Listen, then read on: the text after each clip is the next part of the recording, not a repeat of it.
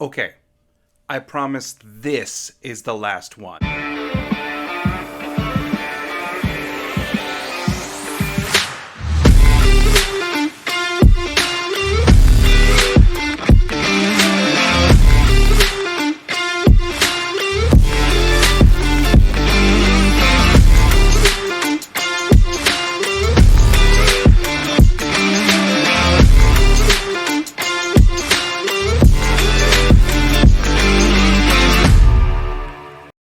Welcome to another episode of Lombardi Time Brews. I am your host, John Delray. Today may be a little bit quicker of an episode. We are doing the final version of the initial 53-man roster for the Green Bay Packers. As we know, cutdown day is tomorrow afternoon, so all of this becomes moot very, very soon because tomorrow is the day where we find out exactly what the Packers are going to do with this roster. Now, LaFleur did say in his press conference yesterday, in amongst the release of Ty Summers, that the vast majority of the cuts will be coming now Tuesday afternoon. We've seen a couple teams make a few cuts similar to the Ty Summers ones, maybe guys that they're trying to get out ahead of the wave of cuts so they get a little bit more notoriety, something to that effect. I mean, LaFleur did say that part of the reason of cutting Summers yesterday, as opposed to waiting until Tuesday, was to give him more of a chance to latch on. Per NFL rules, he's subject to waivers really anyway, so it doesn't really give him that much of a chance, but at the very least, it did make more waves being released yesterday than it would have if he was in amongst 800 players being cut across the league. So they at least did do that for him. Notable cuts so far today would be Tart, the safety from Philadelphia. That one just happened right before I started recording. And then I believe the name was Roy Ford, a safety from Jacksonville, a special teams ace for Jacksonville who kind of carved out a defensive role last year, is not in the same light by the current coaching staff led by Doug Peterson. They viewed him just as a special teams ace, so they opted to get rid of him. Could be someone the Packers could keep an eye on, as well as Tart. I mean, we know safety is a position with their depth that's kind of in flux. They've got some great prospects, but Tart would bring in a veteran presence. He's played in San Francisco, most recently Philadelphia. We know safety could be something the Packers are going to look at, so there's potential there as well. So, diving in to the 53-man roster, before we do that quick though, I do want to give just a couple announcement heads up. The rest of the week may look a little different. Tomorrow is going to be different in the way that it's going to be a later video. I'm going to wait until the 53-man roster is released, and then I'm going to attempt to go live to analyze the releases as they come in, hopefully. The reason why I say attempt is because YouTube has a number of rules about who can go live, who can't. We're still a very, very new channel, a very, very new podcast. So I'm not quite sure how that will work exactly. I'm going to do a test run tonight, but it may come down to YouTube's rules. If I can't go live tomorrow, then what I will be doing is just putting out a video right after all the cuts have been announced so that I can analyze all of the releases. Later this week, I'm also going to be going through the Dave Robinson collection that was at Heritage Auction House. Some unbelievable personal items of Mr. Robinson's that I'm going to be going through, talking about the items themselves from what we can garner from the auction listings, and really just offering a spotlight to an incredible auction that just happened at Heritage Auctions. So, the 53-man roster, like I said, today may be a little bit more brief. Much of this is things that we've talked about already. Much of this is status quo. There's just a few little alterations. However, I did today throw in the almost 16 players that I have slated for the practice squad. We have no way to predict who is going to go onto the practice squad for the Green Bay Packers, partly because there's player choice involved. I mean, someone who has shown promise in the preseason and is getting released by the Packers may have multiple offers to go on different practice squads. And they may feel as though, all right, I had my chance in Green Bay. They don't want me for the 53. I'm going to go somewhere where I have more rights to do so. Right? I mean, it's possible. So we have to acknowledge that that's potential as well. Generally, practice squads are all over the map. There's a lot of different pieces in flux, but it is 16 people this year. I allocated 15 to it, figuring that the Packers are going to have a couple open spots anyway. Think of this as the next 15 up, I would say. Think of this not as a hard and fast practice squad prediction, so much as these are the guys who are on the roster plus. They're just off to the side. Guys that could be called up. These are the guys that we know the Packers like, that they're going to try to keep around in some way, I would think. So that's the practice squad. Let's dive in. I'm going to go position by position, tell you what's happening to each player per my predictions, and then we see where we wind up.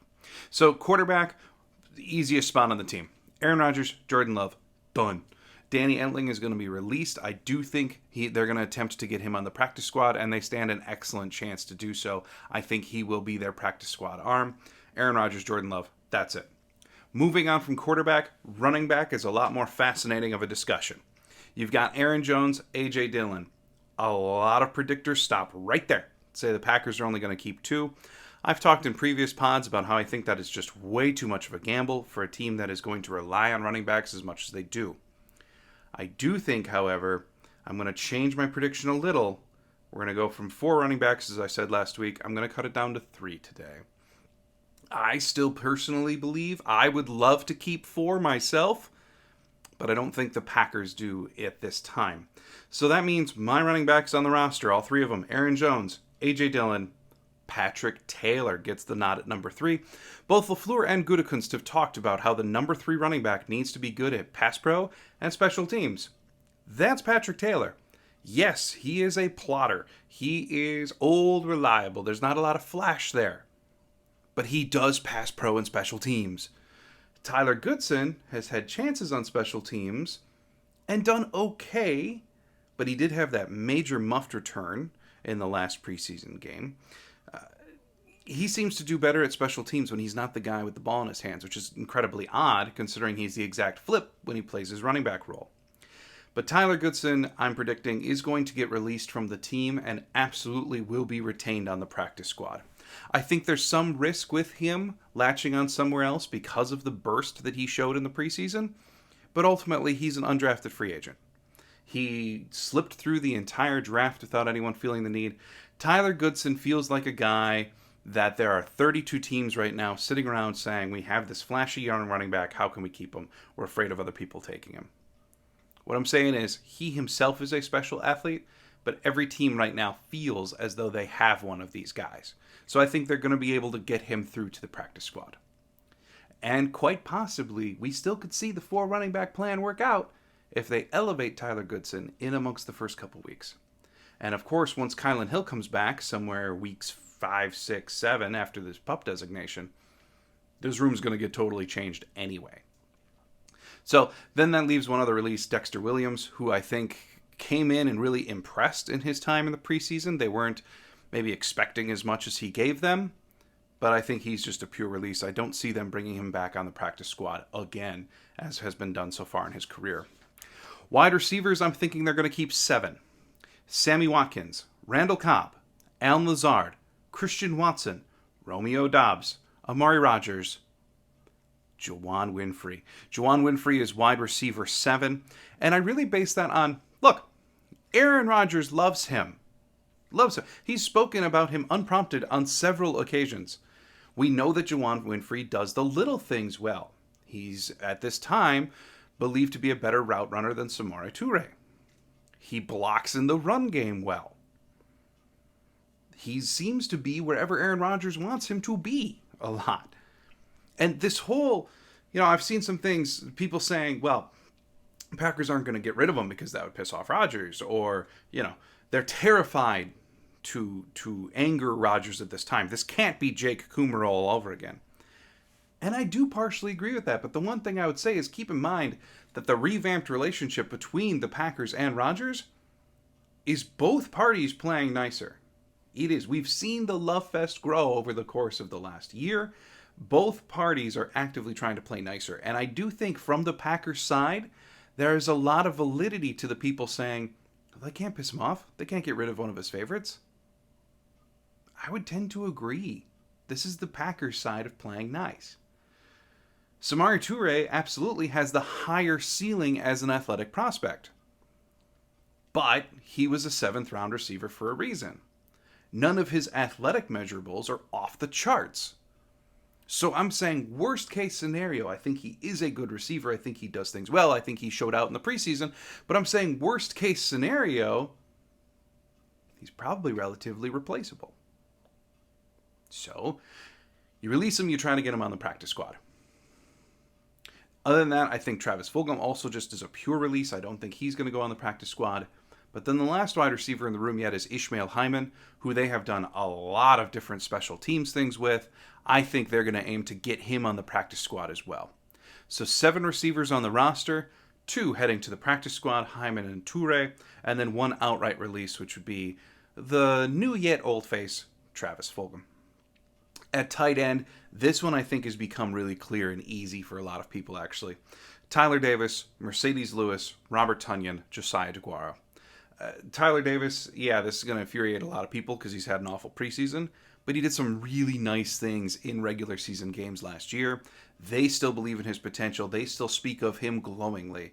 I just can't imagine how they're not going to have him on the roster. We know Rich Bisaccia loves having tight ends on his teams, evidenced by the fact that in the last 2 years, the guy who's had the second most team snaps has been a tight end every year. They've talked about how Tyler Davis does well on teams. I just don't see him going anywhere. I think it's going to be those 4. And then on the other side of the coin, the releases, the practice squad, Nate Becker, USFL star Sal Cannella, they're both going to be outright releases. The practice squad addition for the tight end is going to be Elise Mack, who seemed to try to make some moves in the last 2 weeks to really upend Tyler Davis, get himself on the roster, but I just don't think we've seen enough. I do think they like him. I think he will be retained on the practice squad, but I don't think he's 53 material as of yet.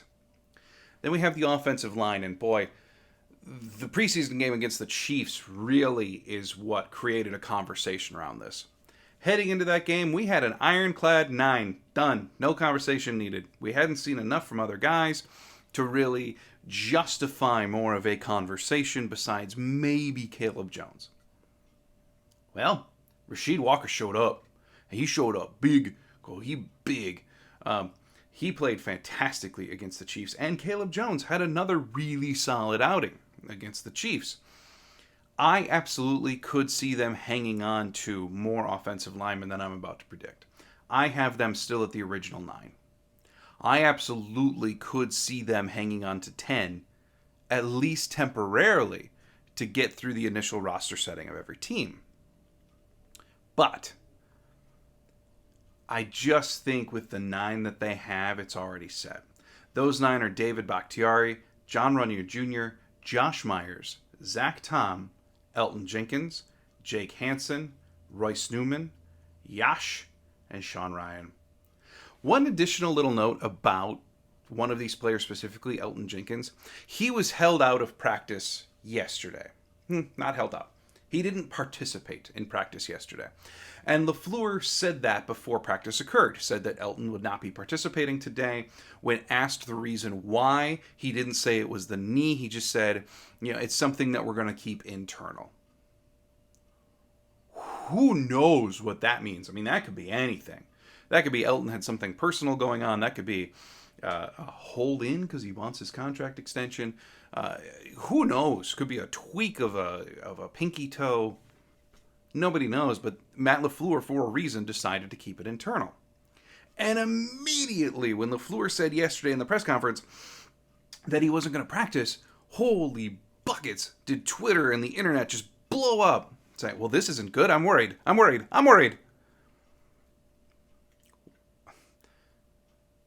When it comes to the Packers, don't be worried until you have a reason to be worried. LaFleur didn't say that it was a new injury. He didn't say that it was going to be out any amount of time. Don't worry until you need to. Like Marshawn Lynch said, take care of your mentals, y'all. Don't stress. You just don't need to.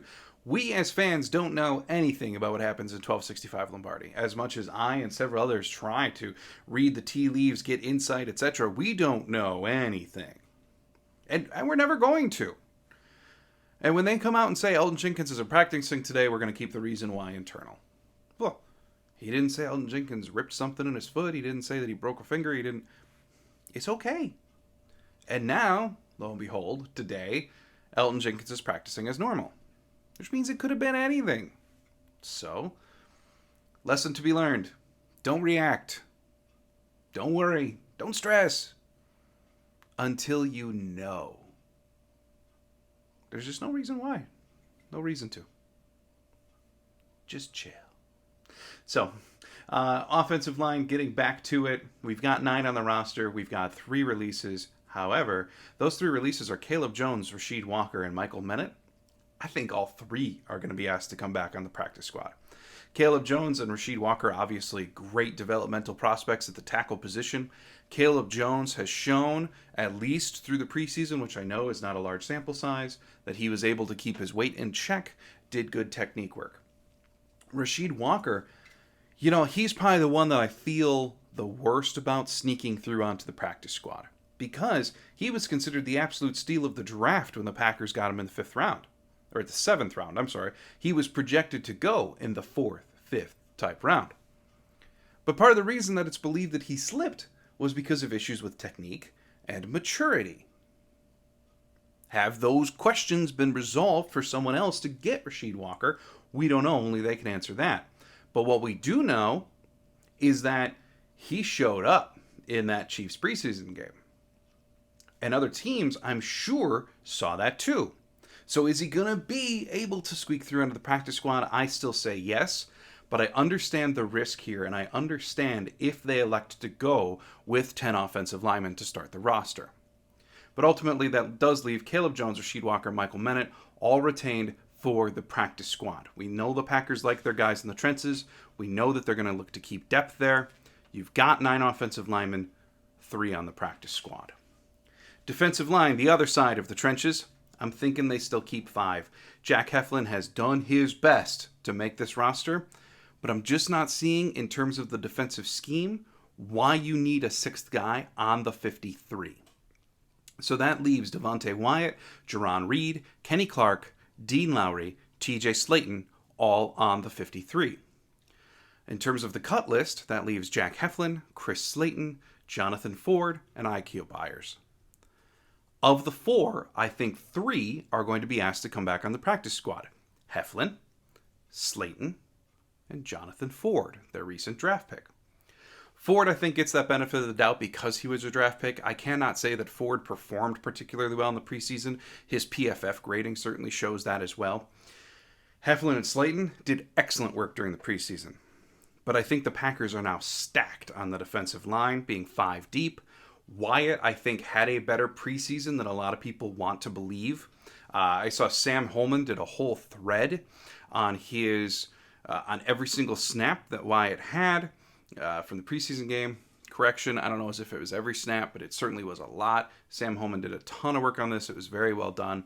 It just showed that seems like Wyatt's quickly developing reputation is worse than how he's actually playing.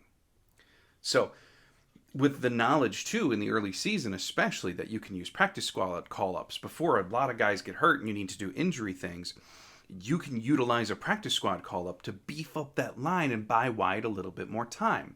That's where Jack Heflin, Chris Slayton can really come into play. So I think we, again, see 5 defensive linemen, 4 cut, 3 on the practice squad. Jack Heflin did his best. He deserves to be on an NFL roster. I just don't think he cracks Green Bay's 53. I do think he will be a frequent call-up in the early part of the season until some real decisions have to be made, though. At inside linebacker, I think we've got 4. And again, this is a very easy position for me. Isaiah McDuffie, Devondre Campbell, Quay Walker, Chris Barnes, and then on the cut list, Ray Wilborn. And I do think they asked Ray Wilborn to come back for the practice squad. I think they like him on special teams.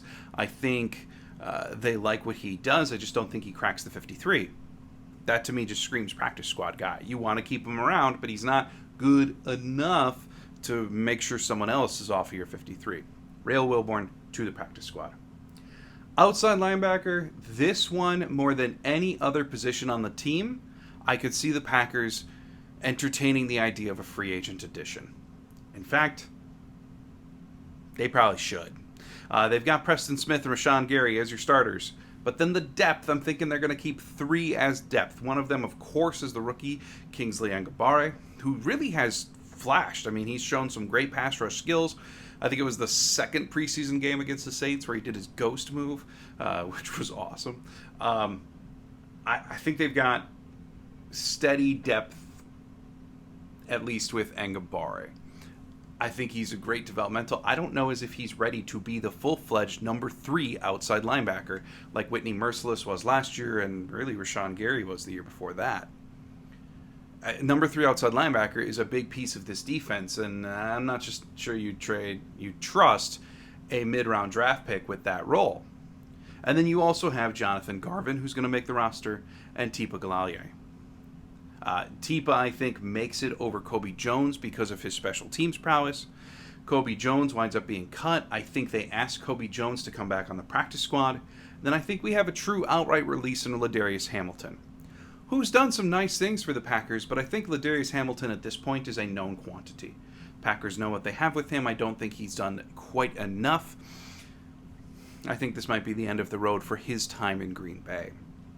Kobe Jones, though a little bit more of a developmental prospect, could very well be held on the practice squad. Garvin and Tipa, the real bottom of the depth chart there. I mean, Garvin continues to move along. I believe he's still only 23 years old. I mean, he's very young. He was a very young prospect when they drafted him. They really like his tools, but just every time he's on the field, there's just nothing happens. Just going with it. Yeah. So, and then Tipa for special teams. But again, I called last week. I said Jeremiah Atachu. If you want to make a big splash, Jason Pierre-Paul, who did a workout with the Ravens, I think it was 3 weeks ago now. I would love to see either one of them added to the rotation, a little bit of a veteran presence. And we know Jeremiah Atachu, at the very least, isn't afraid to play special teams. In fact, his 3 best seasons have been the 3 seasons where he's played at least 110 special team snaps for the Chargers and Broncos, respectively. And that's to say, his 3 best defensive seasons has come when he's had that many special team snaps. It seems like a guy the Packers could use. So, we'll see. I think outside linebacker is still going to remain under construction in spite of LaFleur's comments about them being very comfortable with the room. I just don't see it. I think they're going to want to eventually beef up the depth in that spot. Cornerback, I think we keep 6, and my prediction here is unchanged. It's going to be Jair Alexander, Eric Stokes, Rasul Douglas, Keyshawn Nixon, Shamar Jean-Charles, and Rico Gafford. I still think Gafford, I mean, when you're looking at the number 6 corner, this is going to be a toolsy guy and a special teams guy. Rico Gafford runs a 4.22. He's the fastest guy on the team. You're telling me Bisaccia isn't going to want that as a gunner? Very hard pressed to believe that. They gave equal snaps on both teams and defense in the last preseason game to Rico Gafford and Keandre Thomas. Thomas has covered better. Gafford has more tools. I think they give it to Gafford. I really do. And Thomas, they try to bring back on the practice squad. I mean, Thomas showed some great flashes in coverage. Can he do it against starters in the NFL? It's a big question. Can Gafford run a 4.22 in the NFL regardless of who it's against? Yeah, he can. And I think that gives him the nod. On the outright release list, who's not coming back to the practice squad, I think this is KB and Ento. A little bit in the mold of Ladarius Hamilton. I think at this point, Ento does some nice things, but I think he's a very known quantity. We've seen him repeatedly over the last couple of years try to break into the 53, and he temporarily does, and then he finds himself back out. And then the next training camp, he's on the bubble again. I think he's a known quantity, and I think this time is probably coming to a close. At safety, we got a big surprise yesterday. Dallin Levitt coming back, practicing in pads. Everyone thought he was going to go on the IR first, but he's back. He did say after the practice that he thinks he's got a number of thresholds to overcome yet. He's not there yet. It could be some time, but I'm hard-pressed to believe it's 6 weeks worth of time that they're going to put him on the IR. So Dallin Levitt now has to be included in the 53. And honestly, to include Levitt is why I kind of backed off my 4 running back thing. 5 safeties: Darnell Savage, Adrian Amos, Sean Davis, Micah Abernathy, and Dallin Levitt. Micah Abernathy I kept just because the guy showed out as a gamer. He is in shape. He's ready to go coming off the USFL season. I know there's concerns about whether that's too much football, too extended of a time, playing full-time football from the USFL straight into the NFL season.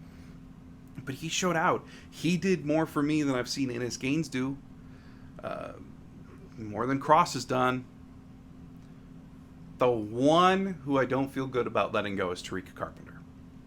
He was a 7th-round draft pick. He was the earliest of their 7th-round draft picks.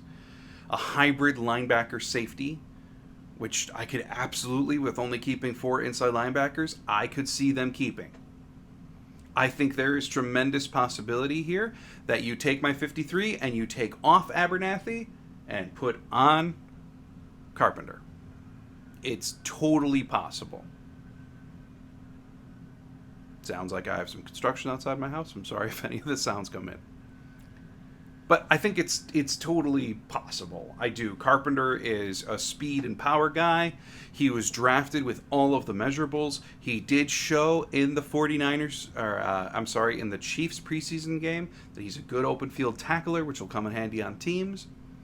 Abernathy, the big concern with Abernathy coming out of college a couple years ago was that he didn't have any ball skills. And then he had an interception in the preseason where he showed excellent ball skills and then darn near had another one. So,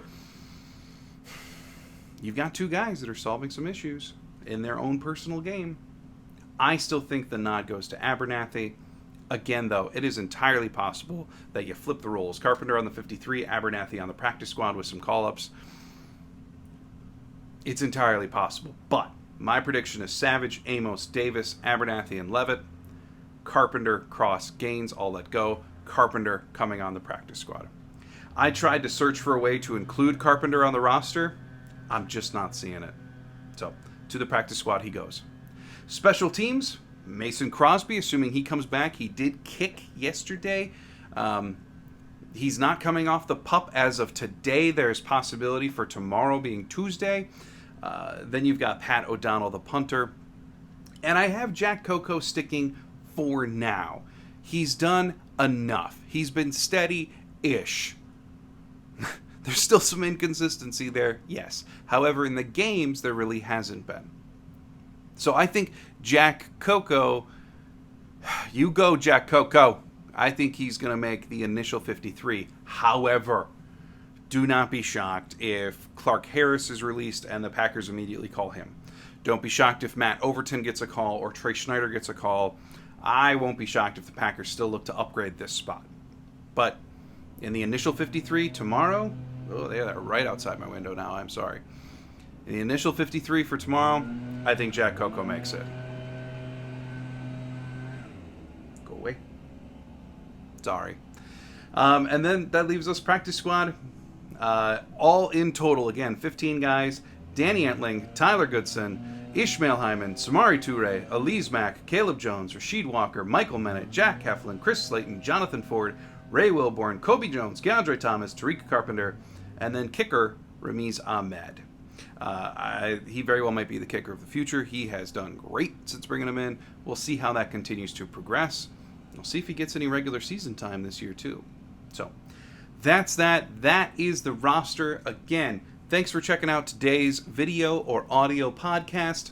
If I happen to go live tomorrow for all the roster cutdowns, if I'm able to go live, again, if, it will go live on YouTube, and then the audio portion will get uploaded on the audio podcasts later on. You'll still hear my voice talking about all of the cutdowns, even some NFL notables that maybe are getting released. So there will be an audio version, but regardless of whether it's live or not, the audio version will absolutely be coming late tomorrow. The video version, I'm hoping to go live. If I'm unable to go live because of YouTube's rules, then it will just be a later video where I react to the 53 cutdown. And then later on this week, we're going to talk about some collectibles. We're going to see what else this week brings as we're in the final dead week of time before we get into actual game prep.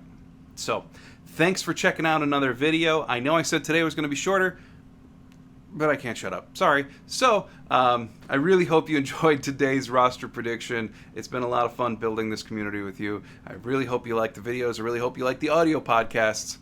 Follow me on Twitter so we can keep the discussion going. It's at John Delray. I'm there talking Packers all the time. So feel free to reach out on Twitter, shoot me a follow, and let's build a Packer community together. Thanks so much. Have a great day. Bye-bye.